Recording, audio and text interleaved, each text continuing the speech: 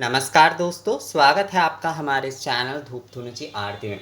दोस्तों, कई समय आप लोग मुझे ये सवाल करते हैं मेल के माध्यम से, ये मुझे कई बार मिला इस विषय के बारे में कि दादा आप धूप पात्र आदि दिखाते हैं, धुनुची धूप के बारे में बताते हैं जिसे धुनी धूप आदि कहा जाता है, यज्ञ धूप भी आप कहते हैं। तो ये जो धुनी धूप है, क्या ये सन्यासी का ही केवल है?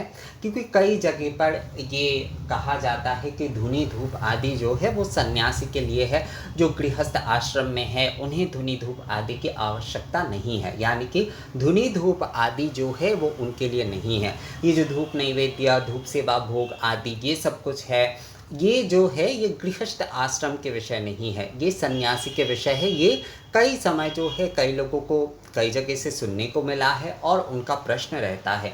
तो आज मुझे लगा कि इस विषय के ऊपर एक वीडियो जो है वो बनाना बहुत आवश्यक है, क्योंकि ये विषय जो है कई सारे कन्फ्यूजन का जन्म दे रहा है। तो जब भी जो है किसी भी विषय, कोई भी विषय जो है मन में जो है किसी भी प्रकार की कोई एक धुंधलेपन का जन्म देता है, तो तभी उसका निवारण कर देना बहुत आवश्यक होता है दोस्तों। तो देखिए दोस्तों, धुनी धूप, यज्ञ धूप, धुनुची धूप, या आप कोई भी कह लीजिए धूपची धूप या धुनुची धूप, इस प्रकार से जो भी आप संबोधित करना चाहे संबोधित कर सकते हैं। पर असल में हमारे पूजा की धूप अगर देखी जाए तो मूल जो है वो धुनुची धूप ही है, यानी कि हम ये जो धूप पात्र में इस प्रकार से जो है बाती के साथ या कपूर के साथ जो है गोबर के कंडे में या नारियल के छिलके में जो है षडंग धूप सामग्री आदि से राल गुग्गल आदि के साथ प्रज्वलन करते हैं, तो वही जो है वो हमारी पारंपरिक और प्राचीन धूप है। इसे धुना आदि के साथ जलाया जाता है। राल मतलब धुना मतलब राल होता है। राल के विषय में भी आप लोगों का कई सारे सवाल आदि आ रहे हैं, उसके ऊपर भी मैं आगे वीडियो बनाऊंगा। निश्चिंत रहिए, आप लोग किसी भी प्रकार की कोई चिंता मत करिए। एक विषय को लेकर बार बार मेल करने की आवश्यकता नहीं है दोस्तों, मैं इसके ऊपर अवश्य रूप से वीडियो बनाऊंगा। तो धुना आदि गुग्गुल आदि के साथ जो धूप प्रज्वलन किए जा रहे हैं वही जो है धुनी धूप या फिर धुनुची धूप है। या हमारे शास्त्र में जैसे कहा गया है, हमारे आगम में कहा गया है, षडंग धूप, दशांग धूप, षोडशांग धूप से ही जो है आपको नित्य प्रतिदिन धूप आदि और धूप आरती आदि ये सब कुछ करना चाहिए। तो हम ये जो धूप नैवेद्यम आदि कर रहे हैं, ये जो हम धूप पूजा आदि कर रहे हैं, मतलब धूप निवेदन, धूप आरती आदि जो है ये शास्त्र विहित विधि है। अब क्योंकि बहुत सारे लोग ये आप लोगों को कहते हैं कि धुनी धूप है, ये जो है ये सन्यासी के धूप है। इसके पीछे का असल में कारण क्या है, ये जो लोग कहते हैं असल में वो इसके विषय को ना समझ कर ही बताते हैं, और इससे क्या होता है, लोगों के मन में और कन्फ्यूजन बढ़ जाता है। तो पहली बात जो है दोस्तों, सन्यासी के जो भी सारे आराधना कर्म होंगे, यानी कि क्रिया होंगे, जो भी कर्म होंगे, जो भी क्रिया होंगे, वो निष्काम होंगे। अर्थात जो है उसमें किसी भी प्रकार की कोई कामना के विषय नहीं रहेगा।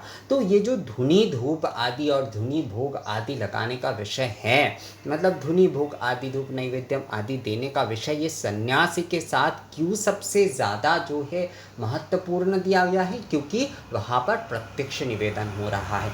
सन्यासी के लिए जो है उसके किसी भी प्रकार की कोई कामना आदि नहीं है, मतलब उसे उसमें से कोई लौटने की कोई विषय नहीं है। हम जब भी प्रसाद आदि चढ़ाते तो उसमें से कुछ भाग जो है हम ग्रहण करते हैं, जो है मतलब खाद्य के तौर पर जो प्रसाद आदि चढ़ाते। पर जो सन्यासी के लिए जो है, सन्यासी के लिए मूलता जो है उनका पूर्ण समर्पण, यानी कि पूर्णता उसे जो है समर्पण कर देना।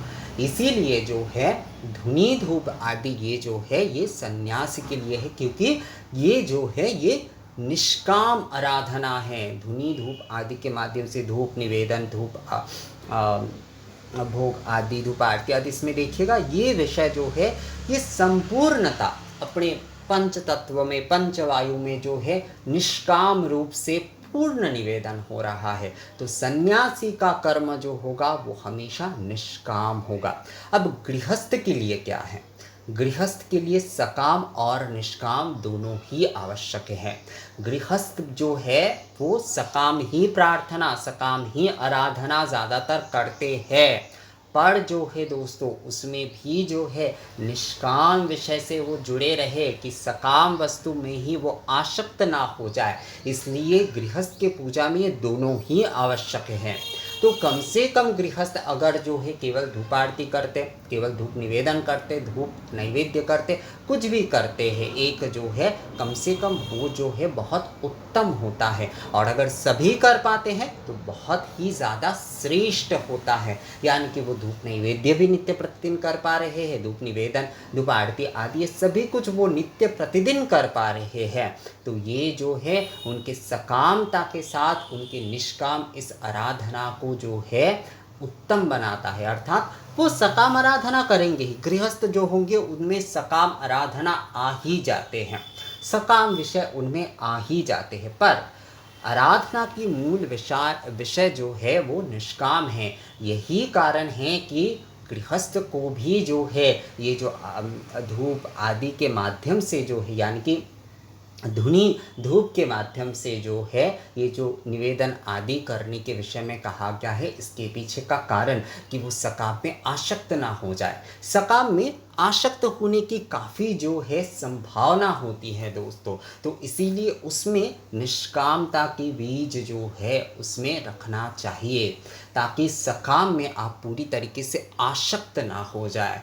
आप देखिएगा गृहस्थों की बहुत सारे मंदिर आदि में, ये मैंने बहुत देखा है इसीलिए कह रहा हूँ, बहुत सारे भक्त लोग जाते हैं वहाँ पर केवल जो है प्रसाद या खिचड़ी खाने ही जाते, बस भगवान को एक बार प्रणाम कर लिया, उनका मूल विषय होता है प्रसाद या खिचड़ी खाने। बहुत सारे लोग हमारे यहाँ पर जैसे दक्षिणेश्वर जाते हैं, बेलूर मठ जाते हैं, आद्यापीठ आदि जाते हैं, तो वहाँ पर उनका मूल उद्देश्य वहाँ पर प्रसाद खाना होता है। यानी कि ऐसा नहीं है कि वो पूजा नहीं देते, वहाँ पर पूजा चढ़ा रहे हैं, सभी कुछ हो रहा है, पर उनका मन जो है उस चीज़ में जाकर जो है बंध जाता है कि वहाँ पर प्रसाद खाना है, खिचड़ी खाना है। ये जो विषय है ये सकाम है, ये जो है ये सकाम है। इस सकामता में पूर्णता आसक्त ना हो जाए मन, इसीलिए गृहस्थ के लिए भी जो है इस भाव की, मतलब निष्काम भाव की पूजा ज़रूरी है। तो ये जो धूप आदि के प्रत्यक्ष, देखिए धूप आदि जो है ये अग्नि माध्यम है,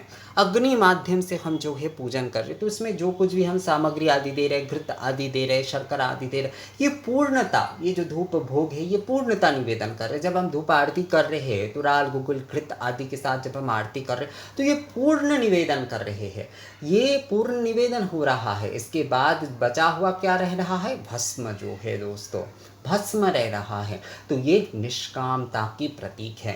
तो इसीलिए गृहस्थ को भी जो है ये उतना ही महत्वपूर्ण रूप से पालन करना चाहिए जो सन्यासी के, मतलब जो सन्यासी भी करते।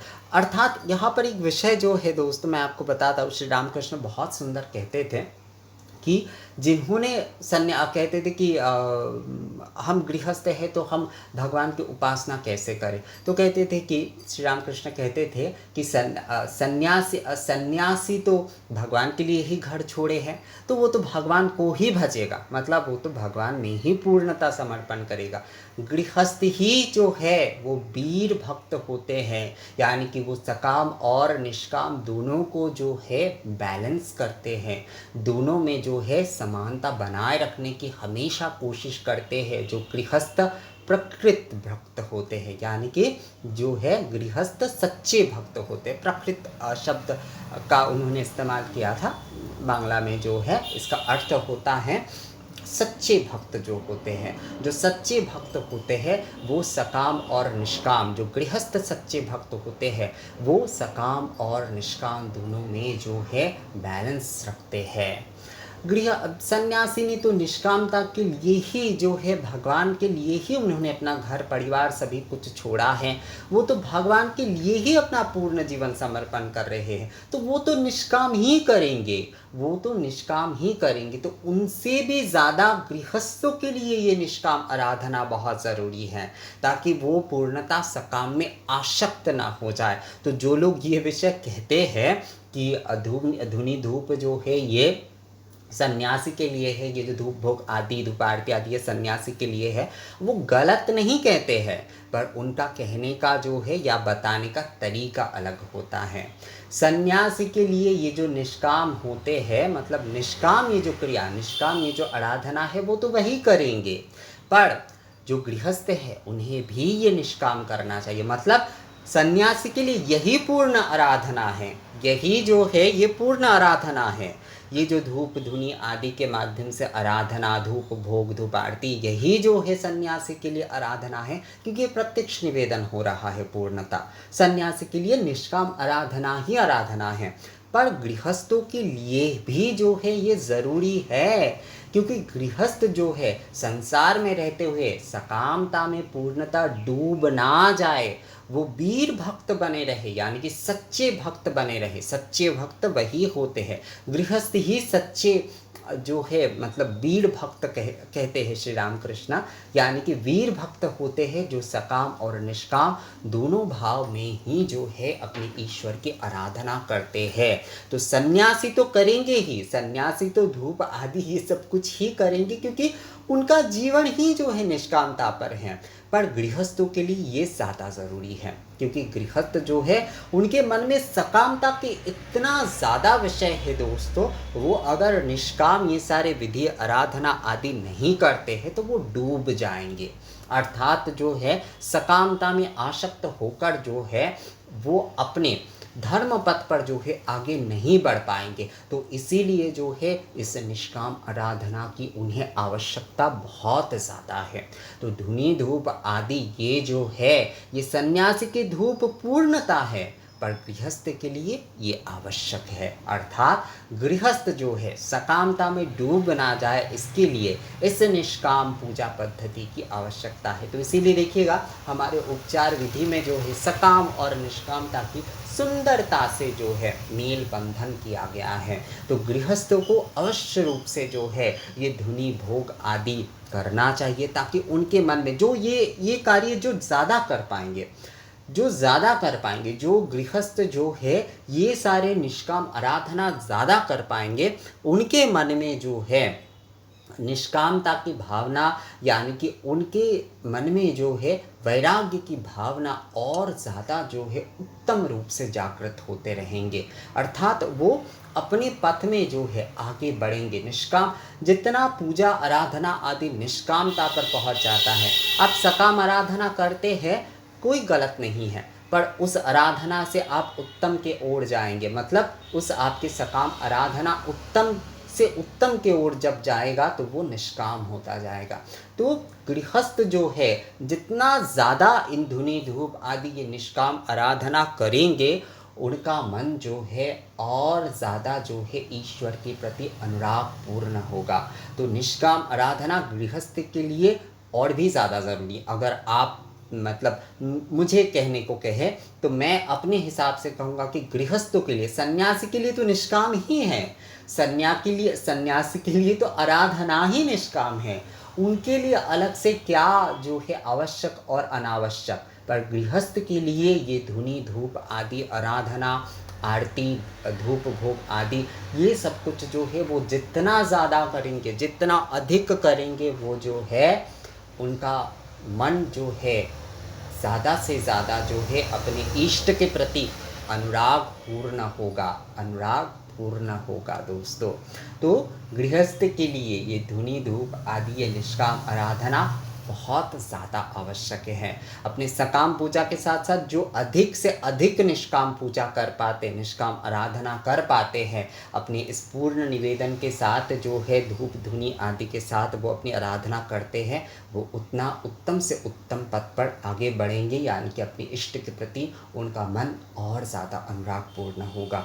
तो इसलिए ये निष्काम आराधना गृहस्थ के लिए बहुत महत्वपूर्ण होता है। सन्यासी के लिए जितना महत्वपूर्ण है उससे कई ज़्यादा ये निष्काम आराधना गृहस्थ के लिए है, क्योंकि गृहस्थ सकाम में डूबे रहते हैं। तो निष्काम आराधना गृहस्थ को जो है उन्नति के ओर लेकर चलता है, उत्तम पद के ओर लेकर चलता है। तो इसलिए गृहस्थ को अवश्य रूप से इस निष्काम आराधना को अधिक से अधिक करना चाहिए। तो मुझे लगता है दोस्तों, ये धुनी धूप जो है गृहस्थ के और सन्यासी के, ये जो विषय आप लोगों के मन में एक दुविधा था, आप लोगों का सवाल था, तो मुझे लगता है इस वीडियो के माध्यम से वो विषय का उत्तर आप लोगों को मिल गया है कि सन्यासी के लिए निष्काम आराधना निष्काम ही होते, तो वो धुनी धूप आदि ये प्रत्यक्ष पूजा ही करेंगे। पर गृहस्थ जो है वो सकाम में है, तो उनके लिए जो है ये अधिक से अधिक जितना वो करेंगे, मतलब निष्काम आराधना जितना वो अधिक से अधिक करेंगे, उतना उनका मन जो है निष्काम होता जाएगा और अपने ईश्वर के प्रति अनुरागपूर्ण होगा। तो एक वाक्य में अगर कहा जाए तो गृहस्थों के लिए ये निष्काम धुनी धूप आराधना जो है वो बहुत ज़्यादा अधिक मात्रा में जो है, मतलब सन्यासी से भी ज़्यादा जो है अधिक रूप से उनके लिए आवश्यक है। तो ये वीडियो कैसा लगा मुझे कमेंट्स करके ज़रूर बताइएगा। मिलते हैं आपसे अगले वीडियो में, तब तक के लिए नमस्कार।